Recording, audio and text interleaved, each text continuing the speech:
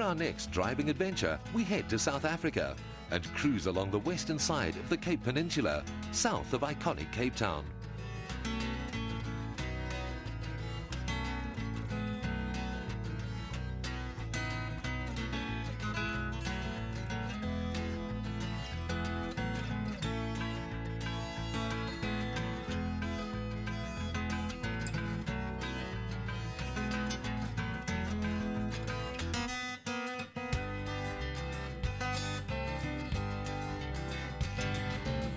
This natural harbour remained largely a secret to 17th century explorers until one man stumbled upon what must have seemed treasure beyond gold. In 1652, Jan van Riebeeck went in search of timber to complete his vessel. With all the forests in Table Bay rapidly diminishing, he needed to go somewhere else. He went southwest and found this place. These are the finest forests in the world, he said, and aptly called it Hout Bay, which means Bay of Wood. Farouz, how are you doing? Well, and you, Yanez? Good, thank you. Farouz is going to be taking me on a special tour of Hout Bay today. I believe this is actually the oldest fishing harbour in the Western Cape. Yes, it is. It was also the area where our Khoi, the indigenous people, they used to do their fishing from this particular area. And of course today, fully fleshed working harbour as you can see it. Restaurants, but let me show you something else. Aha! Thousands of tourists come to the harbour cafes or to take chartered trips to nearby Seal Island. There's always something to see and experience, including a set of twins who synchronize their sales pitch, all for a good cause. Hey, yalla, how it yellows, the backward rhymes in chada. Shallow. Can you guys speak any other languages? Can you girls do that again for me, please? Yes. But watch out for the car.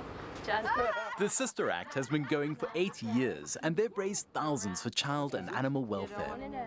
Just kidding, no, it's twin. We've got to go, unfortunately. Uh-oh. But you're cute. Thank you. Bye-bye. Bye. While Van Riebeeck gave Hout Bay its name, it was in 1607 that European ship pilot John Chapman rowed ashore and first named the bay Chapman's Chance. His legacy lives on today. Is that the famous Chapman's Peak Drive? Yes, it is. And if you think it looks good from down here, just imagine driving the drive. Well, you know what? Today we're going to do top travel topless. Not that kind of topless, don't worry. Wondering, hey? Cape Cobra has a fleet of these iconic 60s two-seaters, so anyone can hire them to take in the harbour view, the craft markets, and pull in for a pit stop for a little refueling. We're here at the base of Chapman's Peak at the legendary Chapman's Peak Hotel. Tell me a bit about this amazing drive. This is the most scenic route in the world as it's been nominated, and it was built by Sir Frederick de Waal between 1915 and 1922, 9 kilometers. Wow. And 114 curves in it. The logistics became more complicated over the decades, and all beauty comes with a price. It was many years before 2 tourist buses could pass with comfort, one going south and one going north. That would eventually take the widening of 28 sections of road.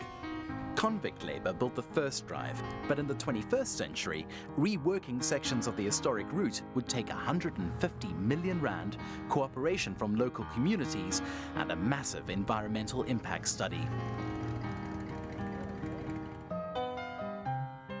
In my biased opinion, this is honestly the most spectacular drive in South Africa, if not the world. I mean, honestly, look at those views. The panorama stretches over Sentinel Rock and the Atlantic beyond, where ships brave the often stormy waters. Next stop, Antarctica.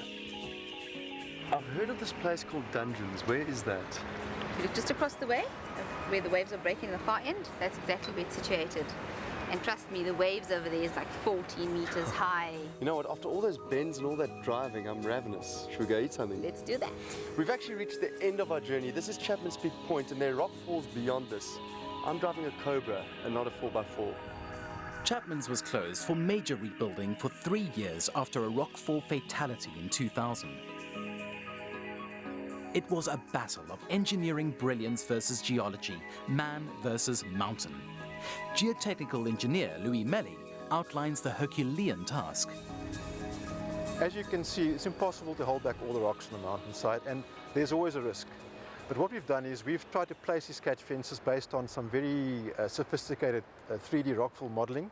But there is a limit to what the fences can and the canopies can even withstand. And for that reason, we have a limiting weather criteria. If it rains an awful lot, if the intensity of rainfall is very high, we actually have to close the road because there is a possibility that some bigger rocks may come down than what these systems are designed for and may breach the fences. But so being, it happens when there's no danger to the travelling public. Vehicles and their fragile contents are safe from tumbling boulders mainly because of the catchment fences. Designed for the Swiss Alps, this system of steel poles and meshing absorbs the energy of the rockfall. The engineers have placed the fences in various strengths according to potential high and low energy areas.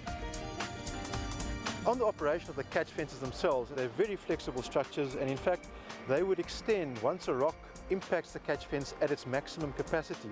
Those fences would extend by 7 meters, and that's why they're going to be set back from the road so that they don't obviously impact a passing car.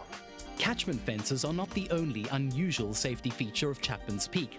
As solid as this tunnel system appears, the mountain is actually a living entity that expands and contracts.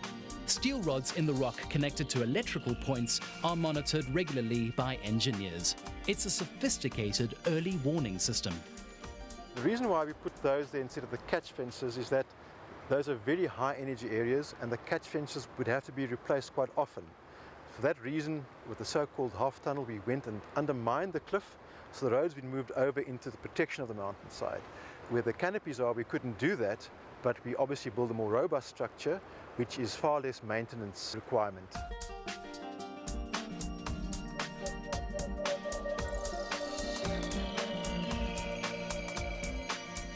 Reopened in 2003, the windy road and several lookout points put Chapman's Peak back on top of the charts. There was one new beauty spot on the route. The eco-sensitive Tswalo Atlantic Lodge was built on the site of an old club. By special arrangement, Yanez and Farouz take a cool break. Hi, Hello. welcome. Darling, Welcome to Tswalo. you are a lifesaver. My forehead is on fire. Thank you. It's a pleasure. Wow. Oh. It's like a lobster, doesn't it? The cuisine, the service, the deserted beach, the view, all unbeatable. Set almost at sea level and built around the existing indigenous milkwood trees, the lodge from Harp Bay Harbour is just a wood-toned smudge against the rocky inlet. For guests looking seawards, it's as near to the deck of an old sailing ship as they will get while keeping their feet on terra firma. What I'd really like to know from you is how were you able to find the only spot where you can build right here on Chapman's Peak Drive? Magic. A magician? No, it's not me. Actually, what happened here is that the family that owns the Tswalo was having holidays in the Cape. And now one of the things that they were doing is driving through Chapman's Peak. And they stopped right in front of you. Admiring this fantastic place, they saw a spot with few houses, which were managed by the Hout Bay Rotary Club. So they took a stone, all together synchronized their hearts, their intention, and they decided that will be the place. So they throw the stone over their shoulders, and magic happens. After today's scenic drive, there really is nothing left to say. Nature at its best, a private deck, great food, and a typical Cape Town sunset. Cheers.